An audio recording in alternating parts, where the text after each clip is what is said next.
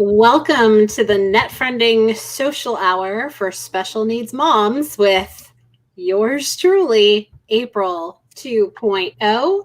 And with me tonight is my confidant, co-host, and the voice of Net Friending, Roy Montero. Hello, Roy. You're on mute. He's always on mute. I'm always on mute. Hi, April. Let's start this over. And with us tonight is our co-host, Valerie Aprahamian. Hi, Valerie. Hello. So we're doing things a little differently. Last week at the end of the show, we decided that instead of making this a support group, which it is, I mean, anytime two people get together, it's a support group, I think, right? Because you're supporting one another. Hopefully, it's like not dis-supporting you. But we want to make it a little bit more, casual, friendly. We want to call it the social hour. Let's be social. After all, we're on social media, doing social media most of the day. Wouldn't it be nice to just put up your shoes or take off your shoes, put up your feet, and just do a social hour with us, either on camera like this or off camera like this in voice for me, podcasting, live streaming. And so that's what we've decided to do. So to kick off the show, we're going to introduce April 2.0, and what she's been doing the last 4 years. When I first met April, she was very, very shy. She was very, very, inferior. She was feeling inferior to the rest of us. And let me show you what it looked like. Here's April 1.0 versus April 2.0. I love showing this before and after picture because it conveys so much. So that was April 4 years ago. On the left, this is April 4 years later. She's already been like this. I think 42 days in, she said, Roy, I'm April 2.0. I said, do tell. And it was because of her mindset. She had changed her mind. She had made a new decision. She was transforming the way that she thinks. Because one of the things I love asking people, nobody need to answer this, just answer it in your mind's eye. Do you believe everything you think? And you'd be surprised how many people say yes. So anyway, with that, I'm going to turn it over to the screen and share April 2.0. Yes, this is her having a meltdown after her son had a meltdown. And April, you want to give us some context of what we're listening to here? Where were you? Sitting in a rainy parking lot at a Walgreens for like an hour waiting for a dang prescription to be filled, because you know how that goes. And I had just finished up an impromptu doctor's appointment with my son because he was sick. This was like a year and a half ago, maybe. Yeah. And it took everybody, the doctor, myself, my former husband who would go to doctor's appointments with us, to hold him and keep him from screaming and jerking and pulling. And he's strong. And for those of you who have kiddos on the autism spectrum, they have superhuman strength, even at like 4 and 5 years old. Right, Valerie? Let's get some context. Valerie, well, I don't know your backstory with your little one when she started going to doctor appointments and stuff. When she started going to doctor's appointments and stuff, did she have meltdowns, as we like to call them, or was she like the prim and proper child? It's like, yeah, doctor, I got this, even though she wasn't yet she was still nonverbal. Yeah. No, she was in the hospital all the time because she had tonic-clonic and status epilepticus seizures. So we were there all the time. So, but she was more of a compliant child. But with all the hundreds of families I've worked with, I know many, many, many kids that are really scared of doctors. And yeah, April's right. Lots of them have superhuman strength. So I 100% agree. And the funny thing is, there was no operation or scalpels or anything like that. It was just checking his ear and listening to his heart, to his chest. And even in just that little bit, that's the typical stuff that people, experience at the doctor. He just freaked out. So I don't know if it was sensory thing with him or if it was just a new person. What are you doing, touching me kind of thing, April? He's like me. He has white coat syndrome. I love that. I love that. Okay, let's listen in. It's a 4-minute clip, and then we're going to discuss it afterwards. And for those of you who are watching in, please, there's a link in the description if you want to take a seat and share your experiences, Or you don't have these experiences, but you have a little one that may have these down the road. Please jump in and let's have a discussion. That's all we're doing is just being social tonight. Here we go. My heart is literally racing right now.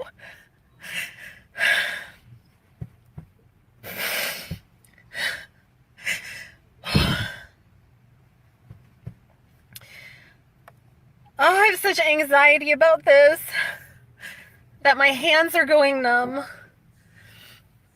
because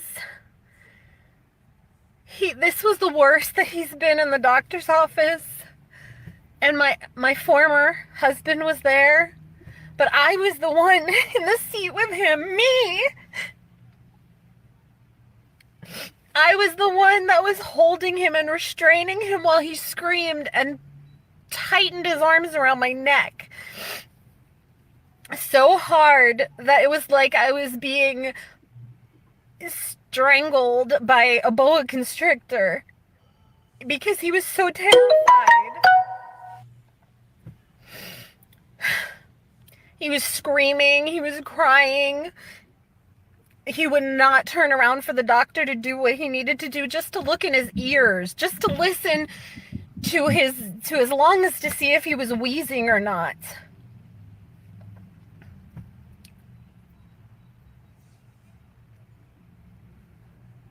And I wanted to break down right there in the doctor's office, but no, because you have to be strong for your child.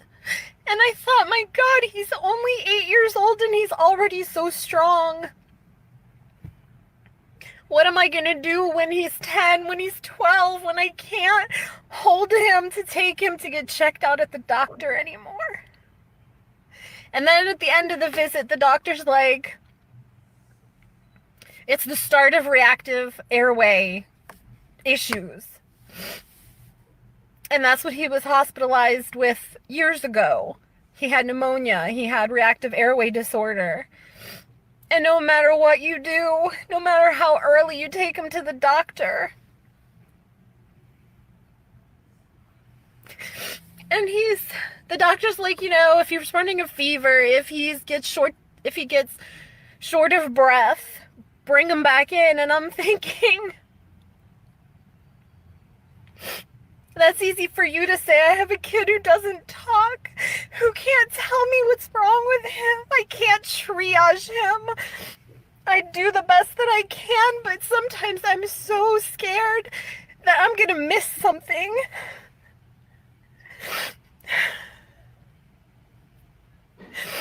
Sometimes I'm scared that I'm going to wait too long. But then sometimes I'm like, people are going to think I'm crazy if I take him in too soon all the time. Here's the mom who's always running in for something ridiculous.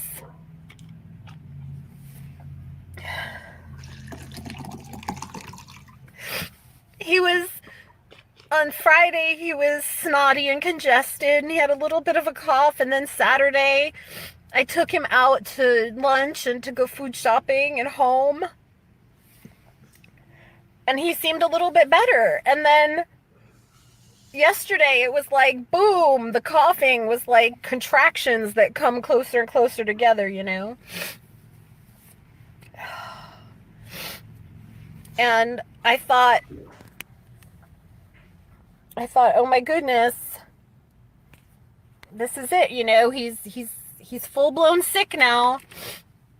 And I should have taken him in yesterday, but I'm like, maybe it'll get better on its own.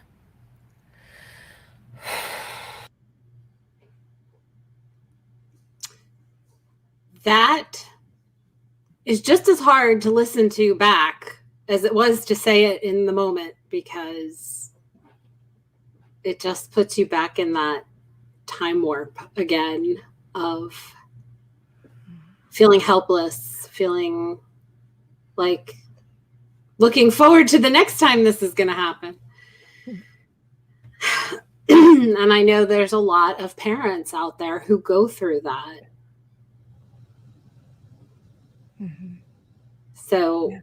I went live that day because I needed that outlet. I needed in that moment to just get it out of my head, out of my mouth, and just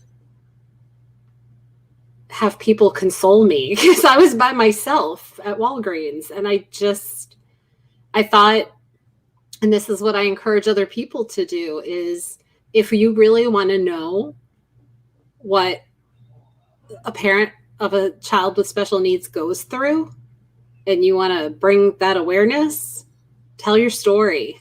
Don't just keep it to yourself, because nobody's ever going to know how to walk alongside you and help you if you don't share your story with them. Do you think I'm crazy for doing that, Valerie? No, not at all. Because you're absolutely right.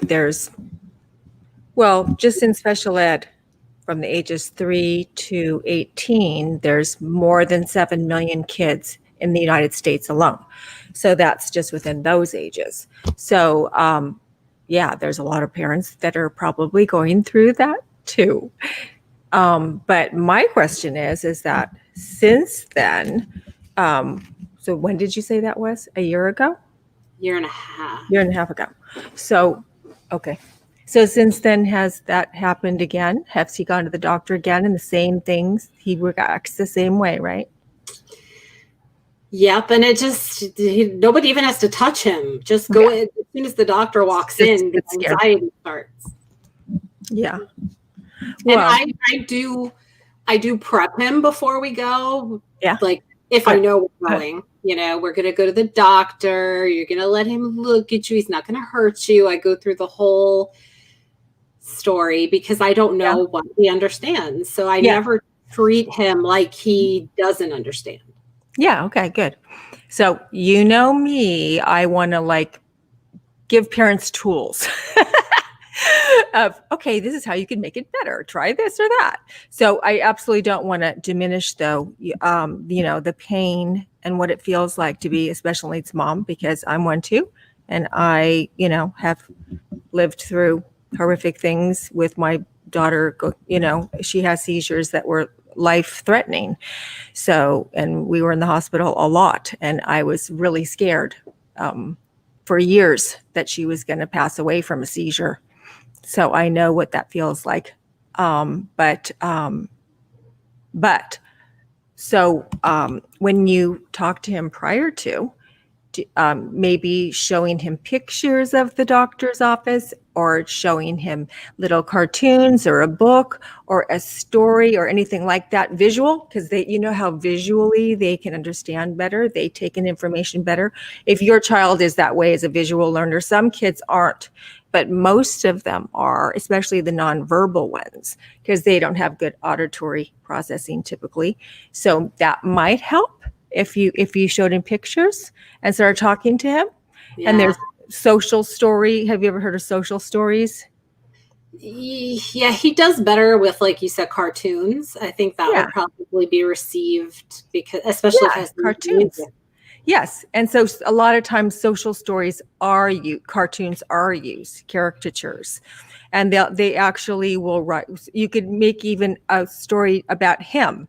Okay, here's Momo going to the doctor, and the doctor's going to do this, and write pictures or draw pictures, or I don't know, whatever, how you get pictures of other kids doing that, and then go through it with him. And even between, start talking to him about it. See, it doesn't hurt. And it helps a lot. Do you know Casey? No. Oh, well, hi, Casey. Hi, Casey. She says she's getting to the party late. Yes, we were talking about my son, who at the time was 8. He'll be 10 next month. He is non-speaking. Uh-huh. I had a friend who does ABA therapy, give me a what for the other day. She was like, April, stop saying he's nonverbal. He has a verbalness. I'm like, don't get all specific with me. He can't speak. Yeah, that's nonverbal. The terminology. Yeah, he doesn't speak. He's on the spectrum, and she said what age? He'll be 10. Yeah. So you think it would be good to it helps to talk to him about it right before? No, I think you should do it on a regular basis, so that he hears it more and more and more and more and more, and you bring it to him attention more with the message that it's okay. Mom's there. It's a safe place. I'm not leaving you. Everything's fine. And, as long as so has anything that's occurred been painful for him or hurt that he might remember that might ooh, I don't want that because I remember the pain? Probably. Yeah. So that, you got to remember that too, though, because if he remembers that, then he's going to be a little more resistant. But if it's just doing the thing, looking in his ears, looking in his nose, looking down his throat, that shouldn't be very painful, really, or listening to his chest. I think for him, it's because it's with haircuts too, or nail clipping. Yeah. Sensory. Anytime we've had to restrain him to keep him from getting himself hurt, I think that's probably more what he's it could be. To. Yeah. He feels like he's not in control. Like I can't move, I can't escape. Uh-oh, Valerie froze. I feel like going like this. She completely froze. Valerie, if you can hear me, refresh real quick. That was so weird. She just froze. Most non-speaking autistic individuals struggle with sensory and motor regulation. Their bodies are very unreliable, especially when anxious. So what do you mean by unreliable? See, and by the way, there's a link in the description above, or I guess if you're on mobile, it would be below, but there's a link to join as a guest. If anybody has something they want to share, talk about, Valerie, I promise you. Okay, never mind. She's refreshing. We're doing this social hour, not necessarily to focus on resources or, this is Valerie and I just jumpstarting it, priming the pump, where we want to get to know the people that find us, that find her, because she's at Advocates for Angels is her Facebook page. And so Casey, I would love to know how you found this link, because I did post it on Twitter, on our YouTube channel, Valerie's page, in a bunch of groups. I posted it everywhere. So there's no telling how you found us, but I would love to know. And what are you all looking for? Whether this is you're finding us live or on the replay. If you found us and you are a parent to a child with special needs, it doesn't have to be autism. It could be any one of the 9 bazillion special needs that are out there. Anything from Down syndrome to spina bifida to, a child who just has chronic seizures. If you are that parent and you are lonely, if you're feeling isolated, especially now during COVID. Hi, Roy. Especially now during COVID. During this time where we're all kind of stuck at home. And believe me, that's not going to end anytime soon, even though the states are reopening. They're doing it in phases. So we're looking at at least another month or so of getting back into the general population. So what are you all doing right now to cope at home? And what are some of the challenges you face in your day-to-day life? And do you have a support system to help you get through that? Okay, I'm done. You wanted to say something, or are you just coming to I love what Casey's saying. I already love how she's showing up. Valerie's here. Yeah. But welcome back, Valerie.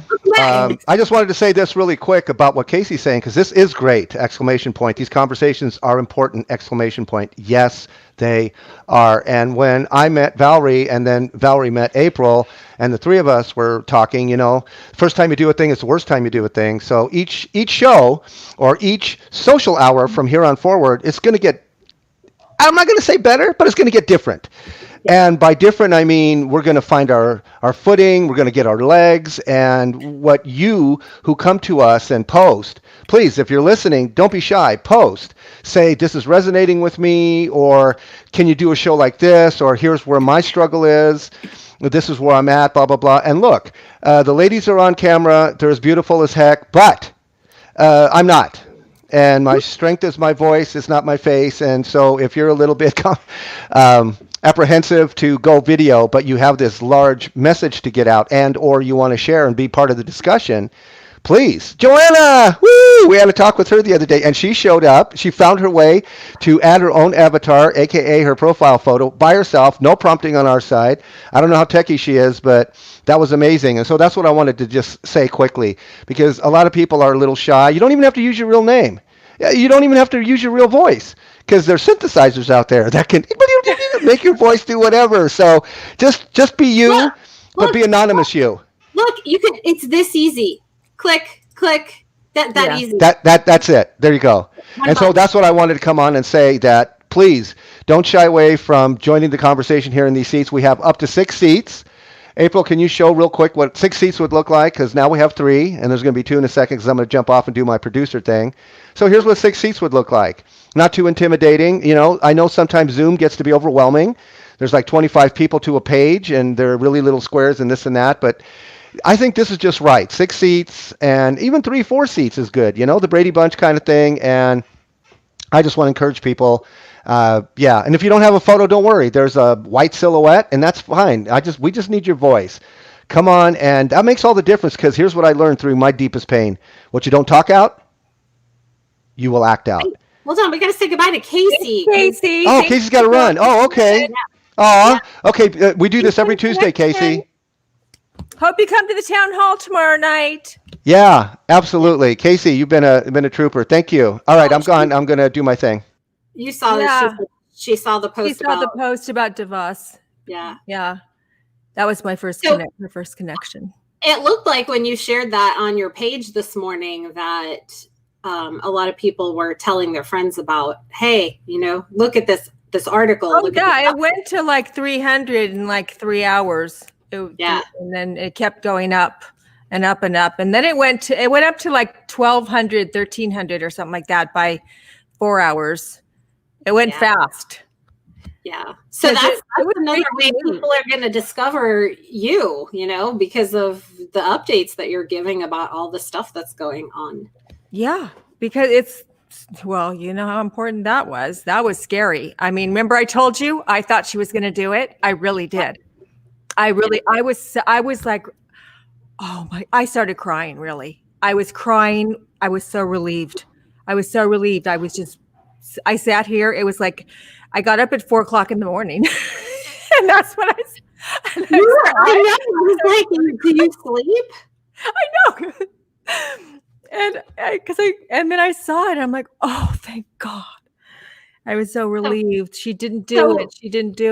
Oh. Man. For anybody who might show up here, because obviously Casey didn't know anything about you or me when she arrived. She saw the post on your page that somebody must have shared with her. Yes, so. So for anybody who doesn't even, like, because I just assume that anybody who shows up here knows you, but apparently not. So Valerie, like, advocates for special needs families and helps them understand what their rights are under the disability laws that are out there. And so I know that you probably get really close to some of these families and get to know all their struggles, because some of them don't know who to turn to, even just to talk about the daily head banging or outbursts, meltdowns. So they tell you. Yes. Oh yeah, absolutely. Absolutely. Yep. I've heard, yeah.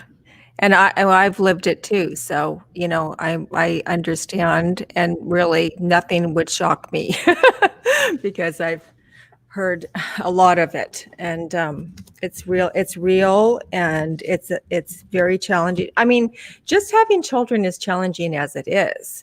So having, you know, a child with autism is just overwhelmingly challenging. And, you know, marriage is challenging as it is. Then an extra needs child in there. And then, you know, so it just keeps getting piled on, you know, the layers and layers of challenges and pressure and stress and everyday living. Yeah. So what do some of the families how are they coping? Do they let you know, like, this is my outlet? If I'm feeling some sort of way, I do blank, X, Y, or Z? Mm-hmm. What's the standard way of coping that you've heard? Mm-hmm. So they, most of the moms that I know, because they're the moms that are they're action takers. So they're not whiners and complainers. So they, they have of course, their pain, but they're, pretty go-getters. So they have their hobbies and the things they enjoy doing. And so that's how you stay balanced, is you remain caring for yourself with self-care, with your things you enjoy, and taking care of yourself so that you can handle the stress and the pressure and the hurt and the pain that comes along with it. So that's really what they do. But they all share the same kind of common thread, is that, most of your family and friends don't have kids with autism. It just works out that way because you're usually the odd one with it. Maybe you know someone, but they're not in your inner circle of family and friends. You're the only one. So then you feel like you're the only one, and then no one else understands. So you can't really talk to your closest inner circle about what you're really going through. That was true for me, and it's really true for most all women that I meet, right? It's true for you, right? So I think that's really the hardest part. But with the internet, like, that's so easy to find people that are going through similar things because you have Facebook groups, but it's not the same. It's not the same. It's like, that my best friend, she knows she has a child, I mean, that doesn't happen very often. No. I had a best friend that had a child, and that's how we became best friends. Because we had that in common. That's how I met her. So that was an unusual situation. Sometimes that can happen. And that's really awesome when that happens. But I found, even with people that I've known that have a special needs child, because our kids are different, because where'd Valerie go? Oh. She must have hit the wrong button. Wrong. Can you guys yeah. Okay. Yeah, you're back. It popped in and out again. Poltergeist. Yeah. No, I wasn't done with my thought. Hold on. Right. I know. I've gone to people who have special needs children, autism, but it's because our kids are different. It's still hard to convey what really you do still feel alone to some degree, because no two kids are alike. So what your child is experiencing is going to look and feel different than somebody else's. And then you still find yourself balled up in a corner crying because that one thing that you can't solve, nobody has the answer to. Right. I just wanted to jump in. This is a touchy, feely issue of life. Let me say that. Statistics that I have been privy to over the last couple, 3-4 years is that adult friendship is on a decline. People have less friends as adults. And here's why. So let me put this on the table and you ladies can discuss it. So a lot of special needs moms, I don't know, I haven't taken a poll and I haven't seen a poll. Most of them are possibly stay-at-home moms as well, because of the severity of what's going on with their special needs child, which isolates them. Because the ladies who have at least a water cooler at work, at least have that as far as maybe colleagues as friends. But I love the term that Shasta Nelson uses. She says frientimacy. So most people, when you think about intimacy, you think about romantic relationships. But I want to make sure people understand that frientimacy is a combination of friendship and intimacy. Friendship, intimacy, like what we're all doing here. And intimacy, best definition I ever heard was into-me-see. So if you, who are just meeting someone else, if you would just realize that they're probably afraid or a little shy, a little inferior, whatever their holdback is, whatever their wall is, to becoming a friend, they don't want to tell you too much. Because when they did in the past, people use that against them. They didn't have a friend. They had, what do they call them? Frenemies. They're an enemy, but a friend. And yeah, so they've been hurt by these people. So they don't want to open up again. So what we're doing here with the social hour is wanting to open up. And not only do we do this once a week, we want to put you in an inner circle where you can build these friendships and these relationships. At first, you can be a little bit anonymous. That's cool. We love that because you need to be able to trust the other person. And so if you're very apprehensive, we totally get it.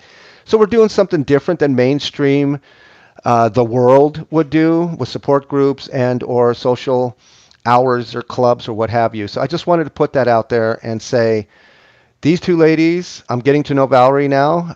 We've known each other probably over a month, and she very much cares for you who happen to be that special needs parent. And not only moms, because there's a lot of dads that struggle too, that they don't have an outlet. They have a worse time because they don't even share their feelings. And yet at the same time, two guys can't go like, so how's your, love life with your wife during all of this? Yeah. Stuff with your special needs child. It's like, that's even harder. So I'm married into it. I'm a special, or I should say a bonus dad to Morgan. And him and I have a rapport like nothing else. I mean, he loves me. I know he does. I love him, and I have nothing but respect for who he is. And I see him as, hey, that's Momo. And I want other dads, bonus dads, biological dads to see their kids not as special needs and, oh my goodness, why did I get, God, I'm shaking my fist at you. Instead, embrace it and say, you know what, I've been entrusted with this human life. Yeah, I might not be able to do the baseball thing and have him swing a bat and be an all-star, in a professional setting in sports like I wanted him to, like I was. And then if you hear the Rodney Peete story and his wife with their son, and you'll hear things that are a little different, right? They're not better, they're not worse, they're just a little different. So in leaving, I just want to put the topic here, you guys can go into it now or later or whenever, is that there's a lot of moms and dads. There's Autism Dad, there's Finding Cooper's Voice. These are just the ones that I know, where parents go out and do broadcasting basically, or they have a show, but they don't put people into a seat with them and kind of get to know them and do the social thing. So maybe you guys can address that to see if there's some way we can get these ladies and gents maybe in a seat with us to broaden their horizons a little bit and let us know in a group setting what they've been going through rather than just, in a single setting. Well, Ladies, my husband, Michael, would be happy to come on and talk anytime because he is a talker. And he's not one of those dads that I'm not going to talk. He would love to do that. And then maybe we could do that one night with Roy and Michael and yeah, have them. Well, you and I won't ever get a word in edgewise. So no, we won't. No, we won't. We won't, April. Not if both of them are on. But so does Michael have other dads that he knows who have kids with special needs that he can connect with? Did he ever? No. Nope. No, it was you. You were his outlet. Yep. Yeah, because he, was never really, he would meet all the parents that I worked with, but he never got to be friends with any of the dads. Nope. I don't think he's ever had another friend. No, who has a special needs kid. No, pretty sure no. Mm-mm. See, I think it's probably, for me, I don't usually seek that out. Yeah, right. Because I don't want that to be what a friendship is built upon. I don't want it to be all about us comparing special needs war stories. Yeah. So I look for, unless it's somebody that's going to lift me up and elevate me and cheer me on and say, you got this, April, you could, come on, get up and dust yourself off. Mm-hmm. But a lot of times it's more like commiserating. Oh, I know, me too. And that sucks. And exactly. Yeah. That's why I became friends with Lisa, because she was really upbeat and positive, and she knew a lot about autism and I didn't, because Chanel had just gotten diagnosed, or not just, but it was like a year or two after, and I was still learning a lot. So she was helping me, and so we developed a friendship. And so, that's how it happened. Yeah. So it just happened real naturally, which is how most friendships happen. So, but that was, a real blessing to have her as my friend. And to be a part of what we're doing, you don't have to be a person who has a child with a special need. You could just be a person who wants to cheer those parents on, because that's what we need more of, is that support from people who aren't going through it every day, who we can talk to and educate, and they can take our message out into the world and share it with other people, so that when we go out into restaurants and grocery stores, we're not looked at like we're bad parents who don't know how to discipline our kids. But maybe the next time somebody sees a kid having a meltdown, the first thought will be, I wonder if that child's on the spectrum. Yeah, exactly. And that takes me back to what we were talking about in the very beginning, is when your son goes to the doctor's office, how he has that meltdown. So if you were a behavioralist, what they would do is they would find out why. They would do their data collection, and they would wheel it down to finding out the target of the behavior, the purpose of the behavior. What is the purpose of that behavior? It's because he doesn't like it when someone restrains him. It's because when you go into that doctor's office, he doesn't like the smell in that doctor's office. He doesn't like the lights. It's an unknown place. He's never been there before. It scares him because he doesn't like it. How would you know if it was the smell? Because you know how doctor's office smell weird? Yeah, but how would you be able to test for that? You could they have data collection, and they would figure out. That's what behavioralists do. That's what ABA does. And then they help to then teach him or somehow accommodate that situation to help him with those behaviors, and to teach him how to not be scared when he goes to the doctor's office. That would be a goal. Okay, we're going to teach him not to be scared to go to the doctor's office and to reduce his meltdown behavior. And then they would start going through some of the things they would do is what I recommended, the social stories, talking to him, showing books, pictures, movies, however he likes to learn and however he understands the best, and then going through things like that. So it can be done. It can. I mean, it's not easy, that's for sure. And we're not behavioralists, so you need the help of some of these specialists to find it. But a lot of times they can be helped, and which reduces his that's very uncomfortable for him to be that upset, which is sad, which is making you sad. But yeah, there's help. There is for it. And then understanding him more too, because probably if whatever's triggering him in that situation is probably what triggers him in other situations when he has meltdowns. But that's just it. Like with him, it's very specific doctor, hair cutting, bath, and nail clipping. Like there's so all those things are sensory. So it's probably sensory, most likely. Mm-hmm. He probably has sensory integration disorder. So that's another area. That's occupational therapy. So an occupational therapist would probably be able to help you better because they specialize in sensory integration. And then they would go through their checklist too, or they have tests actually that they could take to go, oh, he's highly sensitive to blah, blah, blah, whatever it is. And this is how you can help to desensitize, or he's either hyper or hypo. So he's hypersensitive or he's seeking. Yeah, of course. So then you just start ruling out these things, right? And get down to the bottom of it. And because you're right. What about when he is 9, 10, 11, 12, 13, 14, 15? He needs to learn how to go to the doctor. And you can. It's possible. Yeah. But you just need support to do that. You shouldn't have to do that all by yourself. The school district's supposed to help you do that. And your insurance company. They give you occupational therapy in school, but it's not like that kind. This much per week. Yeah, that's here's how you hold your pencil, and here's how you like that. That's fine motor skills, not sensory integration. No, they know he has sensory issues, so they work on that big time with him. They do.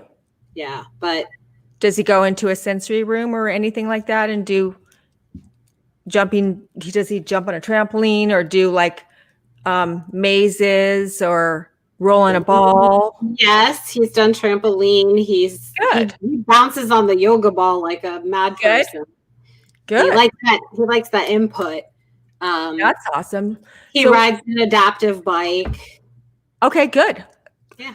That's awesome. I'm glad to hear that. Stairs. They work with him on up and down the stairs because he's very unsteady. Good. Now, do they know about that sensory problem in those situations? They know. And what do they say about that? That's at home and not at school, so we don't have to address it? Is that what they say?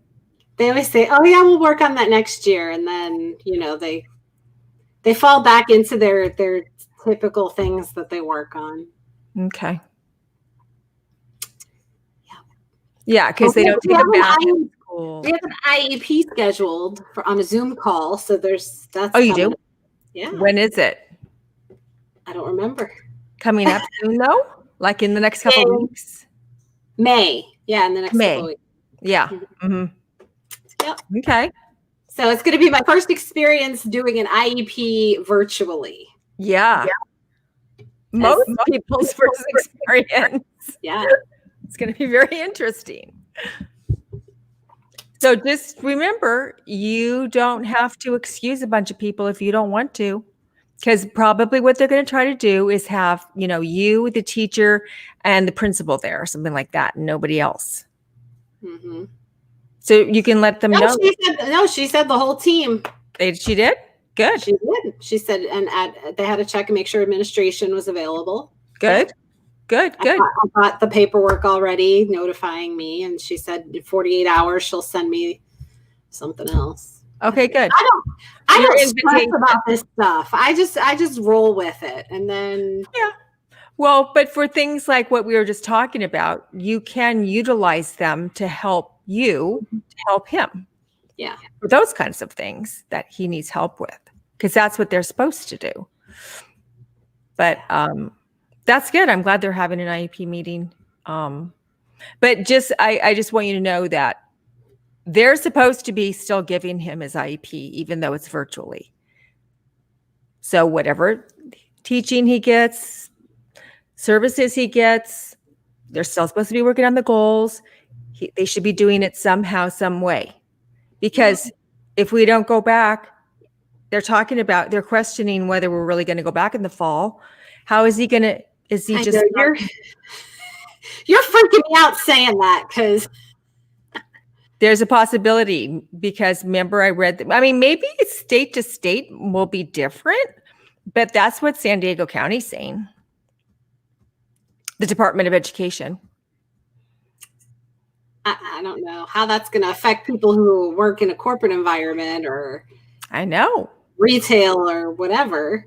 That was one of the points in that document I read on my Facebook Live, was that they said one of the problems is going to be if parents are back to work, how are kids going to be home? What are those parents supposed to do with their kids? We'll get a lot more people coming here for social hour, and they're going to be bringing their cocktails with them. Yeah, that's for sure. Then they'll have to hire childcare, then all of that. Oh yeah, it's going to be a mess. So I really believe we're looking at a new way of living. I think that after this COVID thing, people are going to be frightened to even go back to work, and they're probably going to want to work from home and not go out as much. And could be. It's going to be a lot more isolation, I think, in the coming months than we've ever seen before. Yeah, it could. It could absolutely. Are you afraid to go out when everything opens, obviously? Yeah, I'm not freaked out at all, or I've never been scared, really scared or freaked out the whole time. But that's just how I am, though. But I feel apprehensive, and I definitely would take precautions. Definitely. Like I would wear my mask and I would wear my gloves and I would take precautions, but I'm not scared. Yeah. but like, how long can that go on? There's always going to be somebody out there with COVID somewhere, you know? Right. I know. Yeah. But I think that, I don't know. It's so hard to know what the truth is, you know? So that's why I don't try to figure it out. And I just kind of have an attitude like, I ain't getting it, and neither is any of my family. And that's just the way it is. And then I don't think about it. Yeah. I think about the schools and all my kiddos sitting at home, not getting an education, not with their teachers, not ever talking to them, not calling, sending them a stupid email and going, "Hi, how you doing? Everything okay?" And they think that's distance learning when that's not. That's not distance learning. They're going to have to figure it out pretty quick if this is the new norm. So that's right. They are, especially now that the announcement was they're not waiving. They're not getting a free ride. They're responsible. So I think they're probably really hustling as of today. As of the moment that Valerie started doing the happy dance this morning with tears of joy, yes. They were hard at work. Yeah. Yeah, we just right before we came on, Gavin Newsom was on saying, well, he was talking about what she did, what she said, and that we're going to have to, we're not sure what's going to happen, but we know that children are losing education, and that we need to get on it. And I thought that was very interesting that he was on announcing that today, right before we went on. I'm like, maybe he's on my Facebook Live. Probably not. I'm going to sure it's probably not. No. I know. It was a good joke, though. He's like, I know, Valerie, that the kids are losing education. But see, you and I are so different. Like your focus is on the education, and me, I'm like, Morgan, go on the iPad and just iPad away. And I'm more concerned that like his dad is going to go to a gig at night and I don't know, shake hands with somebody and get coronavirus, and then Morgan's going to get it. That's like where my brain is at. But I can't keep him sheltered forever. So I just have to have faith that, like you said, nobody in my family is getting it. Done. Yeah, definitely. Yeah, a good mindset. But I could see what you would be, because he's coming in and out. Your ex is coming in and out. So that would be a concern. And he has, a compromised immune system. So that would absolutely be a concern, especially with his respiratory thing going on. Yes. Yeah, of course. And Chanel, she has a compromised immune system too. So, but we're pretty protected. We haven't gone anywhere or done anything. So that's why it doesn't really scare me. Yeah. So next week, everybody, Tuesday night, come bring your jammies and your cocoa or your vodka tonic or whatever you drink. And just jump in a seat with us. You could just turn your camera off and you can kick back and have rollers in your hair if you want to. Yeah. Anyway. Or you could get all dressed up like you're going out on the town and feel like glam mom. Yeah. Pretend like, hey, I'll put my makeup on. That's the only time I put my makeup on is when I'm going on live something. Okay, I'm going to put my makeup on now. Who else puts it on? But it makes all the difference in the world, like when you shower and you get dressed, and you put on makeup, you're like, whew, I feel productive now. I feel like a normal person again. Yeah. Exactly. I wonder how many people are not doing that right now that are feeling I know. Yeah. Now that's huge though, too, for sure. My secret is I've been working from home, and so I don't shower until my lunch break. And so from the time I wake up until lunch break, I feel just like I look. And then after I take my shower at lunchtime, I'm like, oh, okay, I'm ready. I'm ready to start my day. Yeah. So it's not, you guys aren't on live or anything. They're not seeing you. So you don't have, it doesn't matter what you look like. Yeah. No. Yeah. Yeah. So it's been fun, and I get to do this again for another 4.5 weeks at least. So, Mm-hmm. yeah.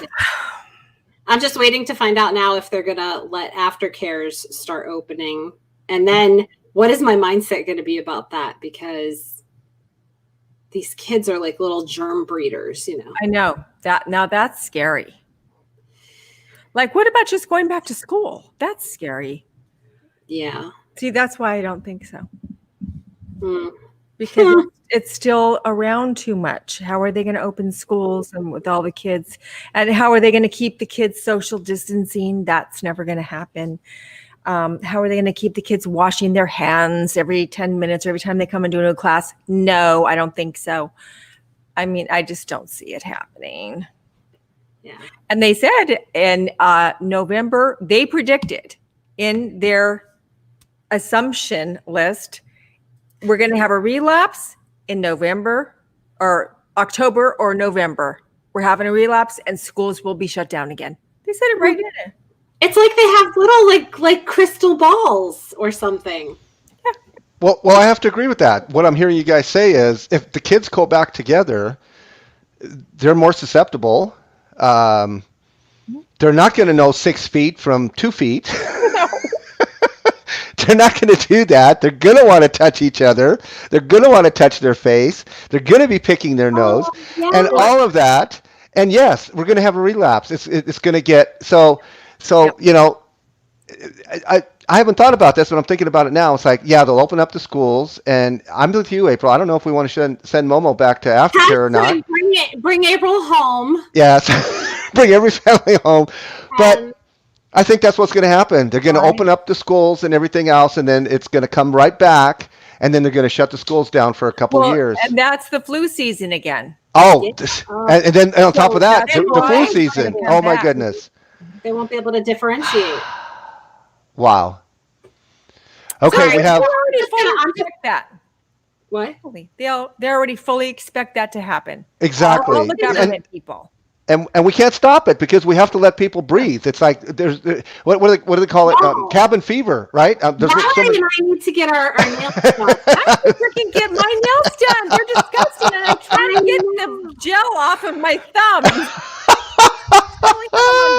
I took them off these, and it's still on these. Oh my goodness! This is first world problems. Yeah. Oh, Lily's here. Hi, Lily. Too. Just want to say hi to Lily. For those of you who are still listening and watching, what do y'all think? I mean, don't be shy. Type in the text. I agree with what's going on. I'm struggling, or I'm having a happy time at home. The girls are going to say, "Yeah, I agree. I need my hair and nails done." Yeah, exactly. Open up the beauty shops again. Come on. Listen, you know what? I have a super duper little crystal ball behind here that tells me where viewers are tuning in from. So we have 4 people tuning in to the Advocates for Angels page right now. Oh, nice. That's Valerie's page. Love to know who's here to at least let us know so that we can say hello to you. Yeah, if you're part of Valerie's tribe, April's tribe, or what's a tribe? I don't know. So we do have 7 minutes before the top of the hour. So I'm going to let you ladies finish it up with maybe final thoughts or what? What? I said we're finished. Okay, well, if you're finished, you're finished then. I mean, we don't have to go the whole entire hour. There's still 6 people listening in, and I want some participation. If you guys have any questions, please text questions, and we're here for you. We're not here to just share stuff. Well, let us know what topics you'd like to talk about next Tuesday. What topics would you guys like to hear or talk about? That's important to you. Because, I could easily talk about COVID and all of that, and April can talk about, her son and those issues where everybody has common ground and is going to relate to those things. But if you have certain specific things, then let us know so we can bring those up. Mm-hmm. Yeah. And we're still working on the website, but we do have, or we did have until it somehow imploded, a place on our website where there's a survey that's anonymous. So we're going to allow people to be able to just put in whatever they want to talk about, and then we'll be able to read that question or that whatever that issue is you're struggling with Mhm. on here on this show, and just help you through it the best we can without knowing who you are. And then if you decide you want to take a seat and talk about it, you can. So Yeah. And they can use the chat on StreamYard or on Facebook. mhm. And we can talk to you through that as well. Yep. And so let people know where they can find you before we go so they can connect with you. So my page, advocatesforangels.com, is my Facebook page. And then I invite everyone to join my Special Education Parent Empowerment Network group page. So that's a private group. So you just answer, there's a couple questions about, do you have a child on an IEP, blah, blah, blah. And then you're into the that group, which is just a private group. Yeah. And Roy wrote Advocates 5 Angels. It's 4 angels. Yeah. Advocates for Um, Typo. LOL, sorry. And Zita, is that her name? Said Oh, she really, Zeta Green. yes. Yeah, I know Zeta. She's one of my clients. Yeah. Hi, Zeta. How did she find her way to our newest Facebook group? Oh wait, there's an Probably Andrea. Roy. Roy went and told them on Zoom. He did. No, this was yesterday. She joined. Because I think I had it in one of my emails. Yeah, it was in one of my emails. Yeah. Hi, Hello, Andrea. Is that a kitty cat? Oh, it's a kitty Hi, cat. Andrea. Are you there? You're on mute.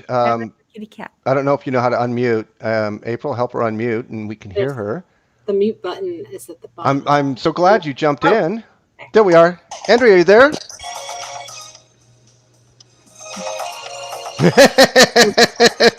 Back to the 70s. So, Andrea, just say hi for a second. Otherwise, we're going to think you're a troll. I think we've Gone now.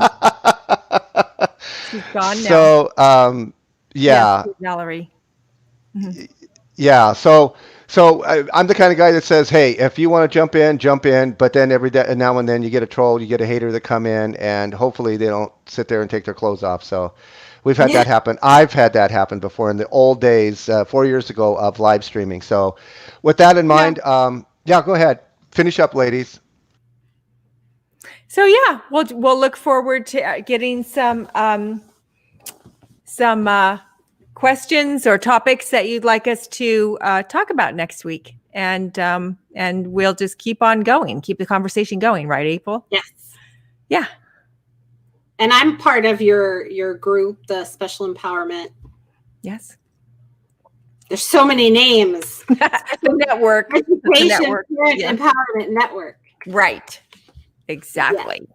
So if anybody has anything they want to put in there, we can certainly talk about it in the interim and connect. Yeah.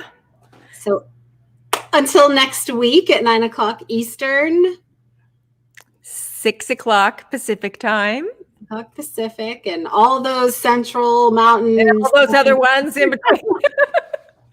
We don't know those. But you guys do. Yes. Look it up, whatever your time is. This was fun because last week when we did this, I think it was just the 3 of us, and this time we had some people and a troll. Nice. It was very interesting. And they even typed in hello. Yes. So we have arrived. We have reached trolldom. Yeah. Wow. All right. Well, I'm going to let you go because you probably did you eat dinner?